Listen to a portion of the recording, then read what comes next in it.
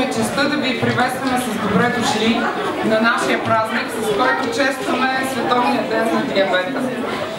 С Дени преди една година учредихме асоциация „Пусни девята“ и с голямото съдействие на госпожа Кръстева от Здравна каса имаме вече един много голям успех, който е финансиране на инсулиновите помпи за хора с диабет тип 1. И втората ни кампания за финансиране на сензорите към тези помпи вече е към своя финал. Сега ще дам, тъй като знам, че децата чакат да им прочетем приказки, няма да говорим много, ще дам думата на Дени да ви разкаже нещо за нас и след което на госпожа Кръстева. Здравейте от мен. Както Петя казва, да не губим времето на децата, а Веси Плачков ми каза на децата, вниманието е точно 3 минути, така че аз ще го съкратя на минута и половина. Благодаря ви, че сте тук. Благодаря на тези, които маги. Ела при мен, миличка. Ето това е едно дете, което година и половина израсна с нас. Сложих, това ни е първата инсулинова помпа.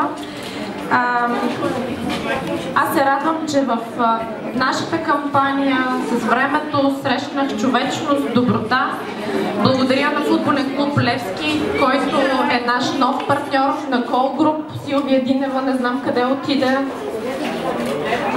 На Рангел Марков, кмет на район Банкя, искам да ви кажа, че този човек се грижи много за децата с диабет от района си. Искам да благодаря на Марияна Попова и на Весо Плачков, които в последната една година бяха доста активни. На Ерне и Андрей, който ми отказа да чете приказки, защото бил друг тип актьор.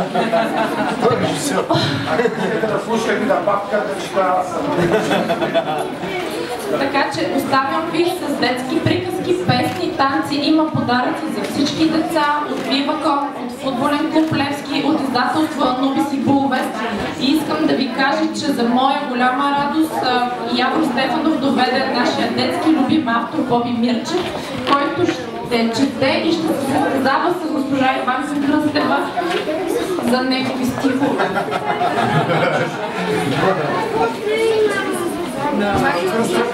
Да, думата на госпожа Кръстева. Здравейте, благодаря ви отново, че ме поканите да присъствам на ваше събитие. Аз искам да кажа, че за мен е удоволствие това, което правя, а именно да мога да бъда полезна, изпълнявайки служебните си задължения. Щастлива съм да ви кажа, че така както миналата година аз обещах, че ще продължим каузата напред, сме стартирали процедура, която съвсем скоро ще може да се похвалим, че сме реализирали за реимбурсиране на сензорите, за увеличаване броя на тест лентите, които Касата заплаща, и за тест ленти за един нов тип апарат, който се оказва, че има и такъв за капилярна изолация. За мнозина непозната, но за мен е тя една. Някога през вековете тук е стъпила Аспарух, завещал на синовете български юначен дух. Всичко ми е скъпо в нея, обичта ми с мен расте. Радвам се и се гордея, че съм българско дете. Браво на тебе, моето дете! Моля, какво? Тя е българско дете. Ти българско дете ли си? Да. Ама личи ти да ти кажа. А пък аз не се знае какво съм, защото съм от Русе, може и да съм малко румънско.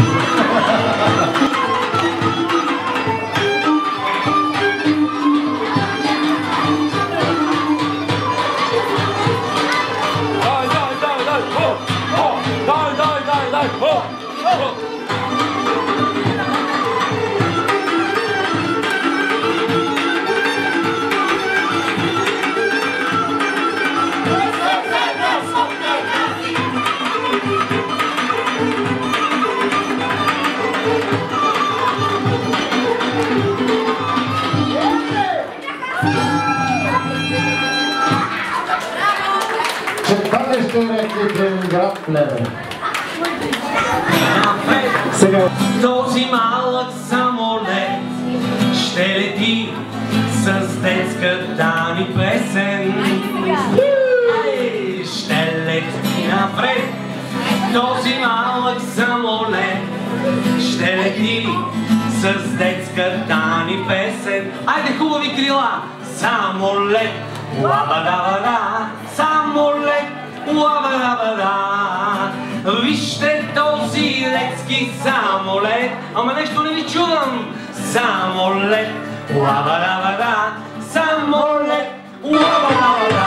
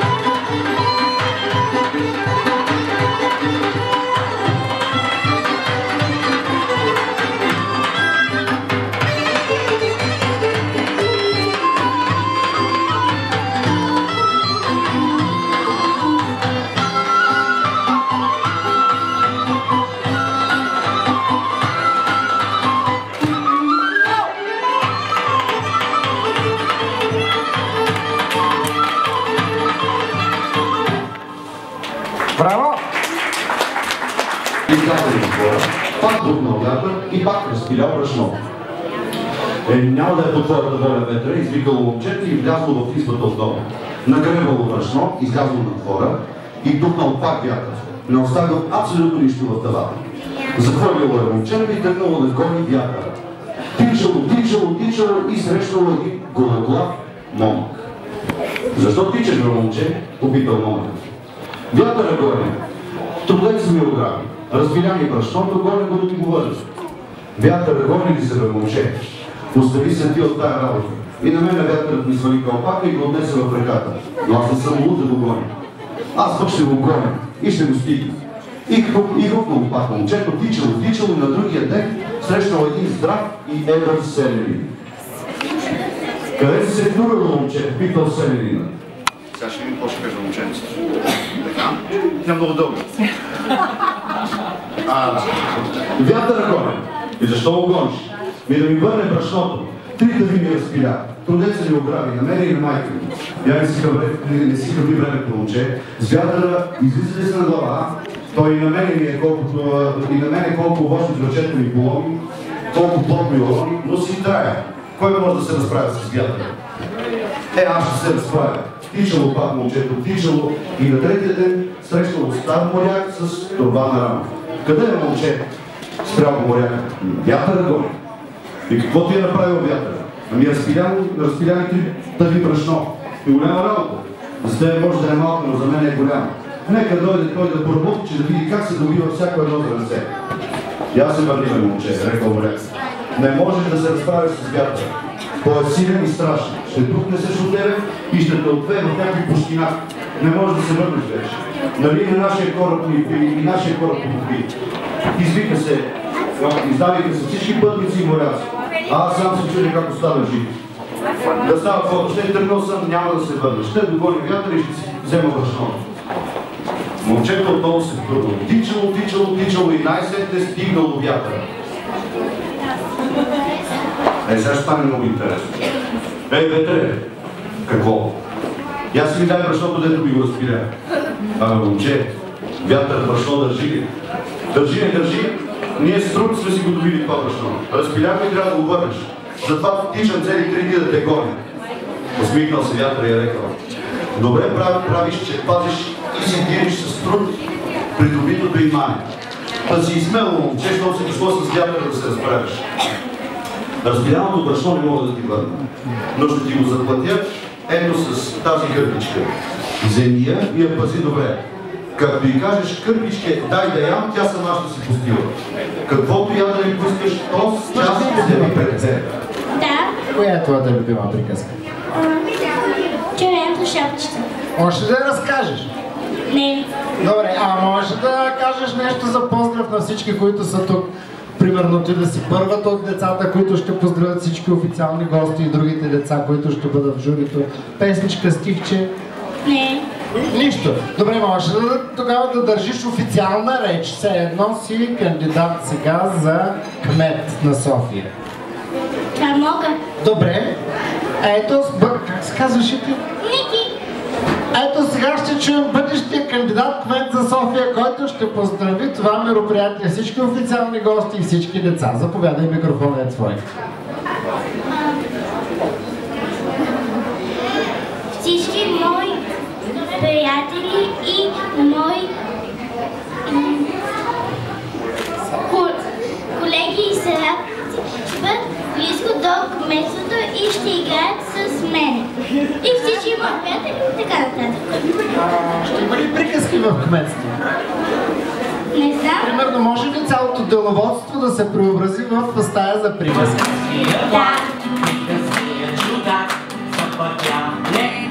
Към далечни страни измери си вагон с смешни милион и една звезда, огромен бомбон. Дай микрофона на Марияна и пеем заедно. И първатеския влак, приказвия чуда, запътям леки към далечни страни. Измери си вагон с мечти милион и една звезда, огромен бомбон.